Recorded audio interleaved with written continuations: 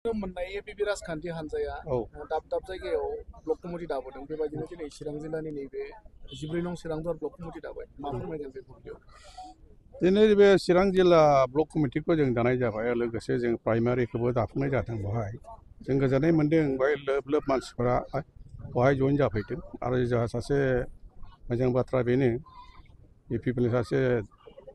central कमिटिनि सासे बिथाङाबो जों दिनै बेवहाय जइन जाफैदों नुनो मोन्दों रायजो राजाफ्रा जोंखौ गासिबो बहुद माने गोजोननाय मोन्दों आरो लैहोर लैहोर फैनानै जोंखौ मोजां खालामदों आसा खालामदों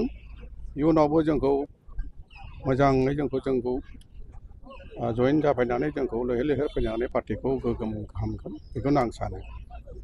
लोगोसे आं सानो गुबुन गुबुन पार्टिफोरनि खोथाखौ आं जेबो बुंनो साना मानो होनबा जों पलिटिकेल खुनु सत्रु गैया मानो बुङोबा खामानि मावनाय सायावसो जायो सान्ति सुक्ति जादोंमोन खिन्थु दा जोंनि माखासे दावहारु मानसिफ्रा सानदुंनो गोजोननाय गैया गोरिब गुन्द्रा मानसिफ्रा गोजोननाय गैया बेखौ लानानै जों बे एपिपि पार्टिखौ दानाय जादों आसा खालामो बयबो बेखौनो एपिपि पार्टिखौ आख'लायना लागोन आं बेखौनो रायजो राजानावबो खावलायो आरो गासिबो बिटि हालामनि मानसिफोरखौ आं बेखौनो खावलायो जे जोंनि एपिपि पार्टियाव अल्टारनेटिभ पार्टि अफ जोंनि गोदान हान्जा दानायाव बयबो जइन जाफैगोन फैबाय थानाय बिटिसि बिसायख'थियाव गेलेनायनि थाखाय नोंथांमोना थिरांथा लाबाय फैगौ बिसायख'थियाव जों बाहागो लागोन होननानै जों माखासे कमिटियाव जों रायलायदों जोंनि CWC कमिटियाव रायलायदों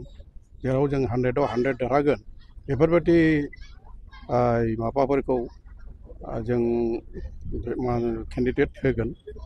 हायाब्ला किसुमान जों नायगोन जेरावनाखि जों 100आव 100 देरहागोन जुदि हायोब्ला गासैबो होजोबगोन हायाब्ला हयथ' जों एसे माखासे माबाफोरखौ जों एसे दोनथ'नाय जागोन बेनो सोरजोंबा एलायन्स जानायनि सम्भाबना एलायन्सआ दाबो जों माबा गैया मानो बुङोब्ला समाया बहुद गोलाव दङ एलायन्सनि खोथाखौ जों दाबो सिन्था खालामाखै जुदिहे जोंजों जुदि जोंनि पार्टिजों सोरबा मानसिफ्रा जुदि मोजां मोननानै जुदि बुङोब्ला हयथ' उनाव सिन्था खालामजागोन बेखौ दा सिन्था खालामथ'नाय जायाखै थेंक इउ